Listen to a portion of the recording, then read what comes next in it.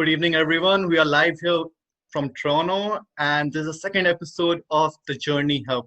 And we have got here the CSO of Mindshare, Sarah Thompson.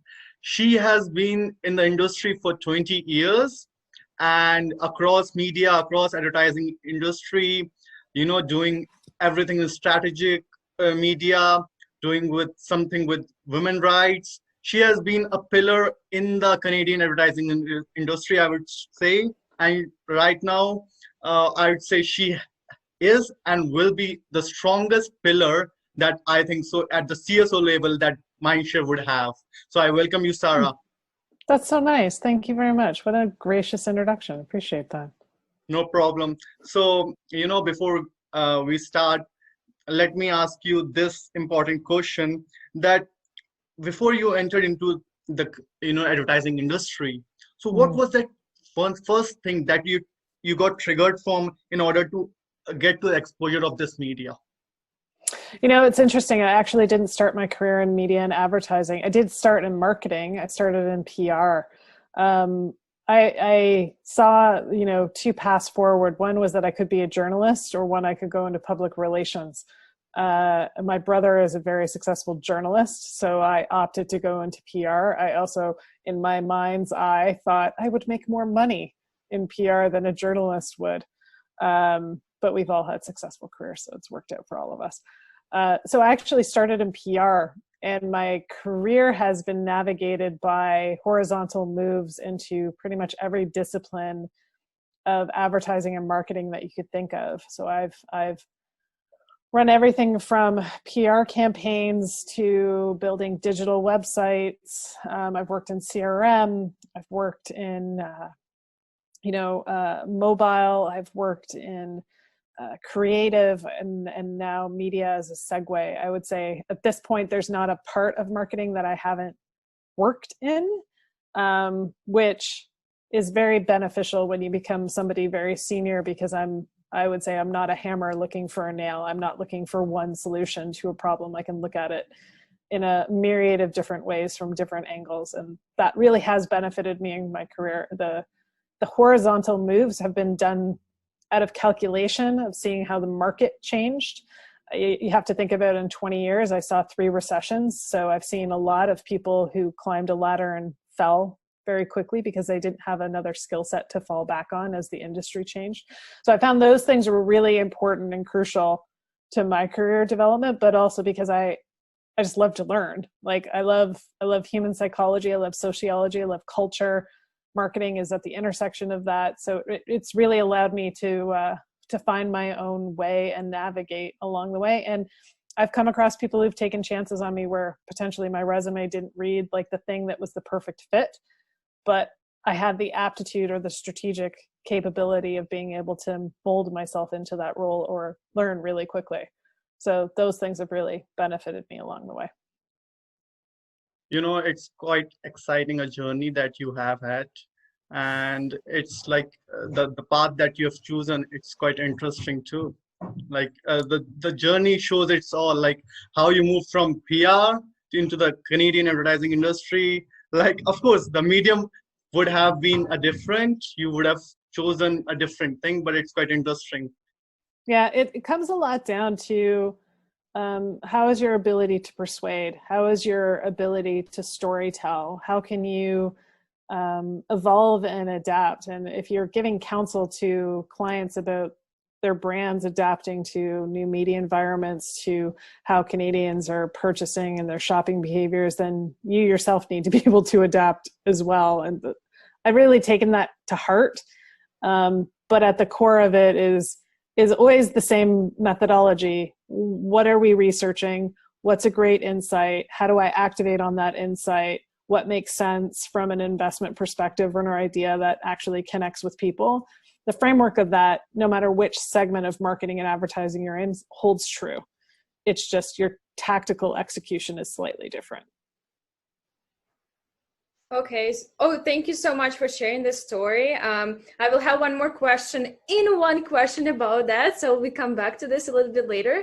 Sure. But Right now, I wanted to ask you a question about the failures. So what is the biggest failure that you had in your life, and what have you taken from there? I would say, like, there's not one failure that stands out. I would say it was an orientation or an attitude that I had in a couple of different spots that I've worked in my career that was based on ego, of falling too much in love with your idea and not really appreciating the process and how to sell in an idea where everybody's going to chip away at it. I'm glad I had those hard knocks early on in my career so that my ego is actually not involved. Those would be my biggest areas. And I would say that those happened gradually, like here and there in different spots, that sort of took away the chip that you can have on your shoulder when you're entering into a career or when you're young and you're eager, to realize that disappointment is actually a lesson, that selling an idea is not necessarily going to be as clean cut as this is the most brilliant thing I could have ever come up with, and why aren't you buying it, and therefore you're wrong. That's an important lesson to learn as you go, especially as you work in more collaborative work environments, that the client is the client and they get the say, and it's their time and it's their money. That to me is always an important thing to learn, that you're not number one and it's not always you. That's actually a great lesson that you don't frame it. This is something that I'm learning right now, just entering the industry and realizing that all my ideas probably not like the best ideas, and I need to appreciate the client's point of view and the way they look at the problem, and just the ability to listen and to respond respectfully. I think this is the lesson that we're learning through our journey, all of us. I will say one thing though, there is the balancing act that you are currently going through, but it is still important to have an opinion and a point of view. Clients look to you for that. They're looking to your expertise. They want to know that you're fully informed. Yeah. The challenge of that is that you still need to be somewhat malleable in your experience as you go through your career. So don't be hard and fast about everything, but know your stuff, right? Do your homework. Don't show your homework. Those kinds of things are so crucial as you develop and forge your career, because you're sitting at the table and the client wants you to speak. You're sitting at the table and your colleagues want you to have a point of view and an opinion. It makes the idea stronger. The thing about that is you also have to be willing to listen to another point of view. You have to be willing to open your ears to new ideas and new perspectives, because it actually makes your idea stronger as well. If you think that you are headstrong and always right and determined, well, those are great attributes to have, but also, are you empathetic? Are you a good listener? Are you collaborative? Do you understand that great ideas, and the classic sort of phrase, merge and evolve and become something bigger when all of our minds are put to a problem? It's not just you alone. Those are important lessons to have. And I would say also, as a young woman sitting at the table, please have an opinion and a point of view. It's a good thing. Everybody should, but I would especially say women at the table, please raise your hand and speak up if you have an opinion.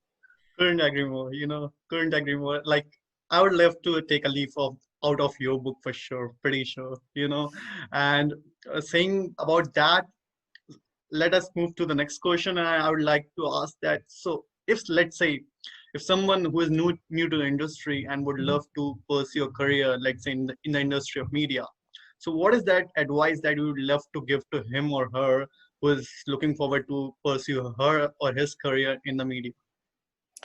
I would say a few things. One is, I think the doors are open to a lot of people who are willing to learn and are willing to evolve. I would say two, take every opportunity that you get as a learning opportunity. I remember in particular when I was an administrative assistant at my very first job, that was my foot in the door. And my next foot in the door was, I kept asking for opportunity and raising my hand and saying I can do more, because I did what I was hired to do really well. And I got permission to raise my hand and to do something else. There was a gentleman, and I'm sure he doesn't even know he did this. His name was Tom Watson. He was a reporter at the time. He was a consultant at the firm that I was at. And he gave me my first project my first thing to do as an admin assistant, my first campaign, and I knocked it out of the park because he gave me that opportunity and I didn't want to let him down. That was my first step. And it was probably like within 4 years, I was the youngest consultant at the firm. You need to realize that when people hand you opportunity and something to do, that it's yours to make. It is yours to create and make it as your stepping stone to the next thing. If you're looking at it as drudgery, if you're looking at it as like, oh God, another thing that's going to make me work late, then you're not going to get ahead. And those are choices that you make, and those are active choices that you make in your career. And ones that you also need to pass down as you move ahead in your career to other people to say, I wonder what you do with this when I hand you it, and see what people make of it. Because that is how you get ahead. It's not in the, I deserve my promotion or I deserve a new position. You earn those moves time and time again. And it's, you have to be conscious of when those opportunities are being handed to you and what they mean and the optics of it to your agency, to the client, all of those things. And you can also raise your hands for those opportunities too, right? So suggest that I see this and I would love to do a project like this. These are the people that I hire. These are the people that, time and time again, I look to as people I can count on in my career because they raised their hand and they said, I would like to do this. So I want to take that on. I'm like, great, you do that and let's see what you do with it. It's so inspirational that, people like you count on people. Like sometimes it's all about, you have to get into the industry, you need certain experience. If you have worked on this, then only you will be able to enter into the industry. It's so great to listen to you, like, giving opportunities to people who might not have the experience, but have the guts and that kind of feeling that, yes, I can do that. So it's really inspiring. And you should, yeah. And I would say too, the onus is on the person who's starting their career. You have to ask for those opportunities. If you have a manager who is buried and kind of, stuck and they have their own career that they're trying to manage and they're just not helping you in your career, you have to make them take notice of you and ask them for it. And if they're not helping you, then maybe that's not, the right manager, the right position, the right place for you at that time. People should be looking at this as, how am I helping people manage their careers and create those opportunities? And it's such a crucial thing that where you're stressed and having an entry-level job and trying to find a position, it's really important that you understand their culture and how they're going to help you in your career. Don't just get excited that you have an offer. Also make it an interview of them. Make it a thing of, what is your culture like? How is your training and development? What's my career progression? How do I manage through that? Make it look like you're really, invested and you want them to be invested in you. That's actually very true, because I heard that before, that when you're on interview, the person who is interviewing you, not only he's hiring you, but you're hiring the company at that moment. You're choosing the company that you want to work for. And if your decision is wrong, in the future, you will understand that you have no passion, you don't have enthusiasm. But if you do something that you like for the company that you love, this is not a job anymore. It just feels like a hobby and you're inspired and you want to do more and just work for the clients and get the best results for them. Absolutely. I think you really need to take the onus on yourself of, this is your career and what are you asking other people to give you opportunities to open doors. So definitely take that seriously and be very conscious of it. Thank you for this advice. And I totally agree with you on that. And just to continue with our questions, for us, especially for students, for new graduates, for people who is just trying to get into industry, we usually look for mentorship. We looking for people who would be able to give us advice, who would be able to support us on our journey. So my question is who was the most influential person when you just started your journey? I've had a lot of leaders who have taken a lot of chances on me, and I appreciate all of them. But the interesting part is, because I've been senior and I've had a lot of people reporting to me for the last decade, I actually look to inspiration of the people who who have been reported into me. I look to those people who took opportunity and did something with it and have gone off and had amazing careers. And there's quite a few of those along the way that, to me, that's the biggest reward. Because at the end of the day, it's how everybody collectively is successful. So while I've had leaders who have opened doors for me, I look at it in pride that I've learned a lot from the people that reported into me along the way as sources of inspiration, that they've gone on and had tremendous careers or done other things that I didn't even anticipate. Or even my team now, I take a lot of inspiration from their work ethic, the pride that they put into their work, the thinking that they put into their work. It's a bit of a reverse engineering of your question because there's a lot of, great leaders that I've worked with and for, but I take the most pride in the people that have worked with me than the people that I've reported into. That's amazing. It's actually, I'm sure that Triage was not expecting to hear that answer to right now. Yeah, for sure. For sure. I didn't expect that, that you are being more inspired with the people who have reported to you. With such a senior person, I would have thought, yeah, some CMO or a CEO of a company would be the guys that, that would have held you, like they might have the most inspirational thing on you that, yes, those are the ones. Yeah, it's a hard one. It's a hard one though, too, because you get a lot of inspiration from colleagues that you've worked with who approach a problem differently. Not necessarily a person who wrote a book or is a great public speaker or, rose to the ranks of something in marketing. Because I always have in my career, and this is continues to be true, hold that I like to be as close to the work as possible. This is probably why I won't be running an agency and why I'm best suited for a strategy position at the seniority that I have, because I like to do the work. The work is something that drives me every day. I learn something new. I learn something new from my team. This is it for me. Not it for my career, but I don't know what's next to happen. But for right now, that's the thing that inspires me the most. Not anything else has ever driven me as much as that. And I've had exposure to great people, but that is really what drives me. That crystal thing, to be clear in your mind, I really appreciate it. That's Thanks. fantastic, really. So, talking about media and you working cross media, for at least now for 2 decades. Mm-hmm. So people talk about the media a lot.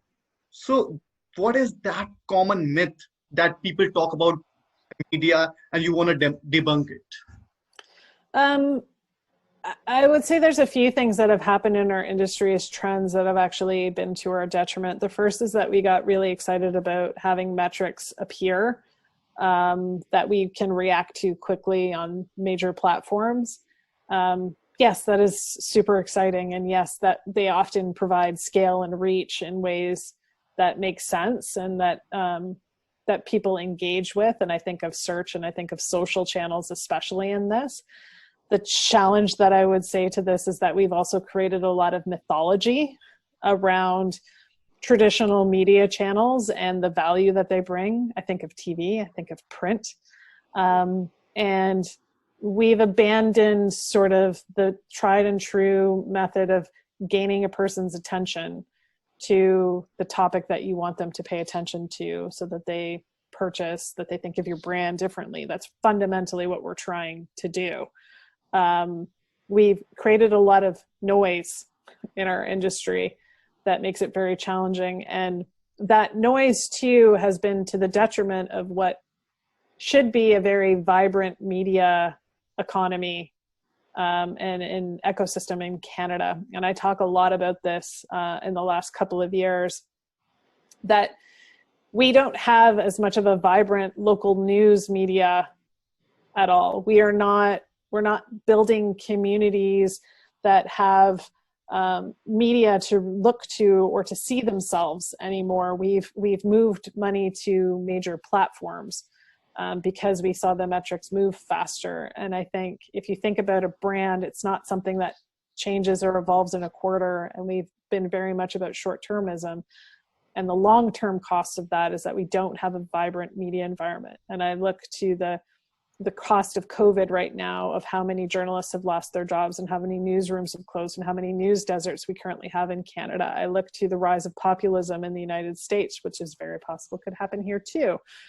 These things are all important because we need to shift our investment back to what does media need to be in Canada for us to be successful advertisers and marketers?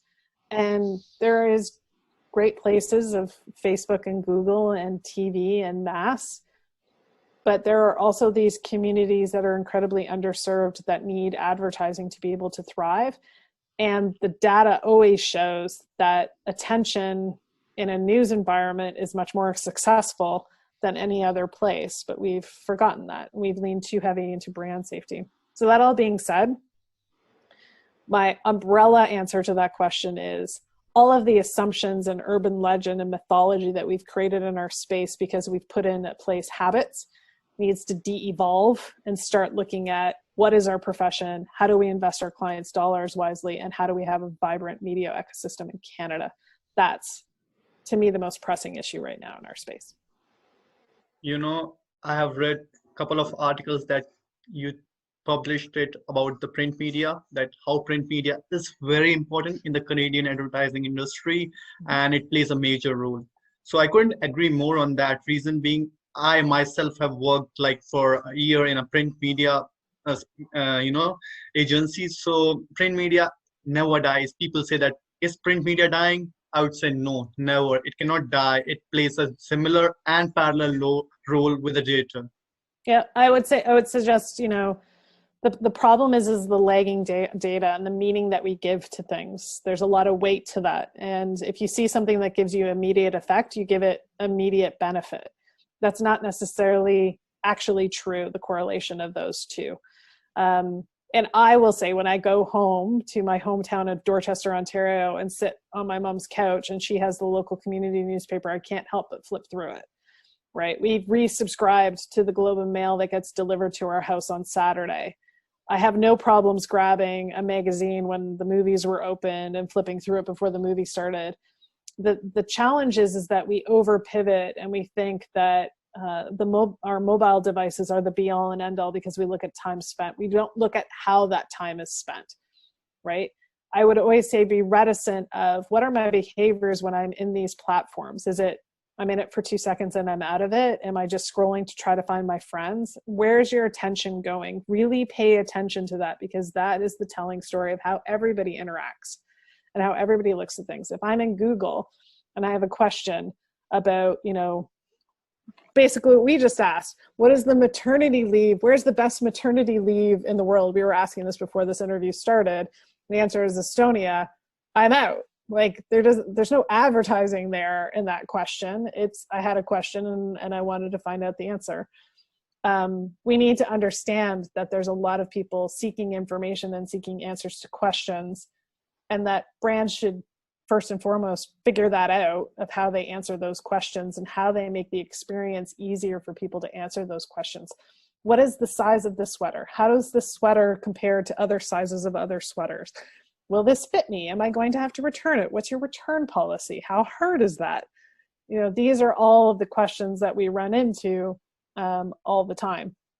And those are the questions that, in a relationship with a brand, especially if you're e-commerce, the ones that you need to address really quickly. And I don't know, we are all consumers at heart that work in our industry, but for some reason we always forget that those same rules apply when we ourselves are creating products and services and marketing to others.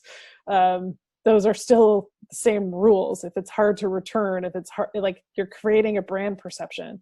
If I can't get an answer, if I can't get this canceled, if I have a pain point here, if these all create the brand effect, as much as advertising can course correct and make people feel something and grab their attention, it's all interconnected. So those are like the fundamentals of how we think about what marketing is and who owns what and how these silos are created. needs to dissolve, and we need to rebuild in the way that actually is meaningful for consumer and meaningful to move businesses forward.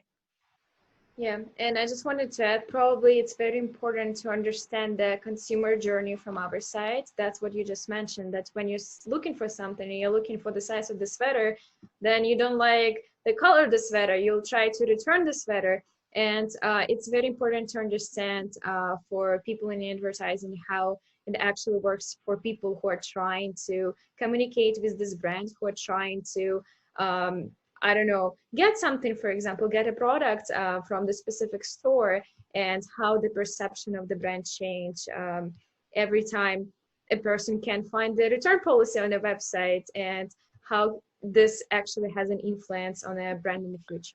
Absolutely does. And I think from a customer journey perspective, we're still caught in funnels, we're still caught in like cycles, we're still caught in all of those things. But why not start with the mindset of the question?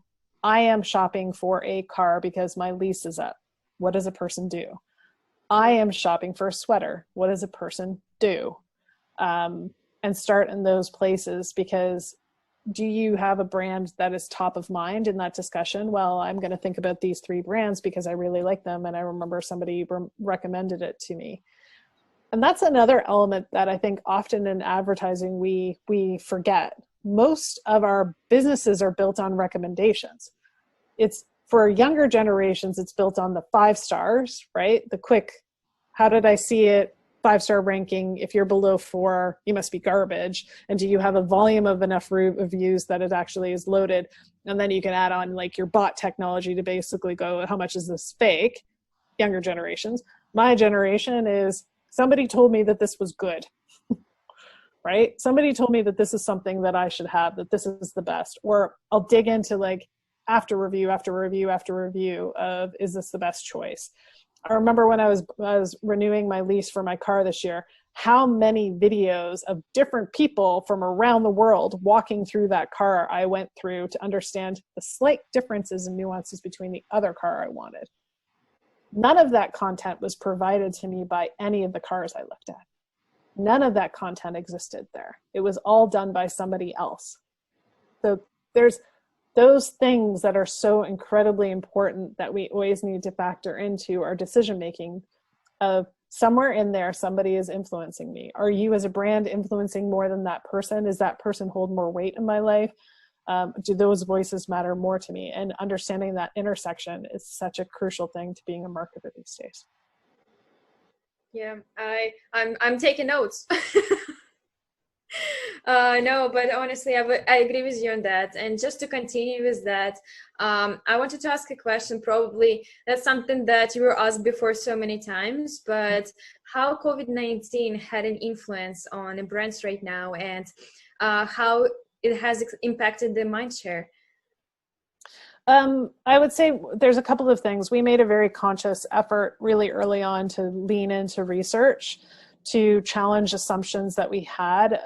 So we did that really out of the gate, and we've done, I think at this point, like 10 webinars or something. I can't even keep up. The reason, and we've made them public, so anybody can attend them. The reason why we believe in that is because we believe information is valuable. The other part from a mindshare perspective is you quickly scenario plan. So you're thinking about all of the different factors of how this could affect media, from production to, volume to pricing, all of that, so that we, as an organization, we're sharing that intelligence across clients, and so that we all knew what was possible and what could happen. And so we were having really significant conversations with our clients. What we saw from the industry perspective was a lot of people who quickly leaned out when they should have leaned in. And that was probably, especially in the e-commerce space, if you had a shopping environment of any sort, this was your moment to lean in to capture market share, because new habits were forming where people wouldn't shop in an e-commerce space, click and collect, online grocery shopping. I put all of these in that same category, weren't, now are. And the data continues to show that those habits that people formed in those moments is holding true. So you had a moment to grow share, to hold share by evolving your product, your services, and your advertising differently. Did you? And I think there's still a chance for those brands that leaned out Maybe it was because their technology infrastructure, their logistics, their supply chain wasn't working. I think we'll still have, we're in a second wave right now. We'll have a third wave after the Christmas holidays because people can't help but want to be with each other. So unfortunately, that means the virus will spread again. You can't ban people from doing that, although it looks like they're trying to figure out ways how, which means that there will still be volatility going into next year of these habits being evolved and changed. I, for instance, started COVID with shopping, click and collect. I've now evolved to just deliver it to my door because my time is precious and it feels like the bleeding between personal and work life is just gone, that it's more important for me to have, my Saturday morning with my family than going into the grocery store and going through lines and trying to figure that out. We're all making these new choices all the time. So where you have a research study today, and this is why we're trending research, where you had a research study today that might not hold true in 2 months. And so all of your assumptions that you have of who is a Canadian, what are the pressures that they have, how are they behaving, and how are they shopping, need to be challenged. That is what we continue to do at Mindshare. Couldn't agree more with that. And with the shortage of time, first of all, I would like to thank you for being our guest. It's so great and so inspiring for all the people out there who will be listening this, and of course for us for sure. So before you go, I want to ask this question, and there's a signature question for us as a host, that what is that advice that you would like to give to the young marketeers out there who during this COVID-19 period, that if they want to enter the media industry? Never have the hubris that you know it all. The reality of where I started my career and where it is now, there was no Facebook, there was no Netflix. Look at where we are now. I don't know what 10 years from now will look like. I don't know what that media environment will look like. We've talked about AR and VR and streaming and this and that. The reality of it is I don't know. It's my willingness to want to learn that keeps me relevant and keeps my career going. If you stop wanting to do that, then this is not the industry for you. So truly have a love of learning and have a desire to want to keep learning and adapting and evolving. And that will really help you in your career. Thank you so much. Thanks, guys. Thanks for having me. Appreciate it. Thank you for doing this. I really appreciate it. Dorina, I think so.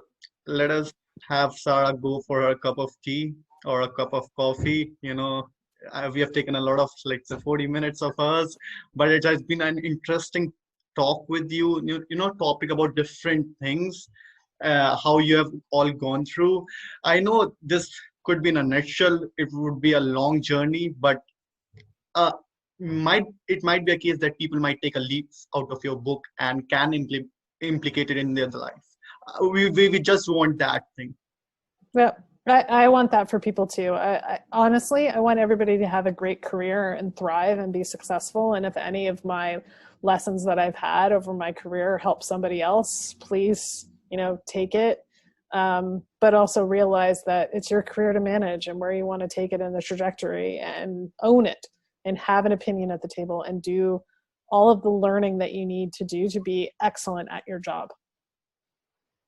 Yes, and honestly, thank you so much for sharing with us such important, such valuable insights. And I'm sure your story will be inspirations for new marketers, for new graduates. I have so many people even reach out to me and asking, oh my God, I don't know what to do now. I just graduated from college. And thank you so much for sharing with us your story. And 40 minutes is definitely not enough. Pleasure, guys. Thank you very much. It was a pleasure to talk to you, Sarah. Stay connected, stay safe, and enjoy your time. And keep doing what you love. And I really love the way that you promote the print media. I really appreciate it. Thank you very much, guys. Make sure you support your local news, everybody. Thank you very much. Yeah, sure. Thank you so much, Sarah, for doing this. Have a good one. Bye-bye. Cheers. Bye-bye. Bye-bye.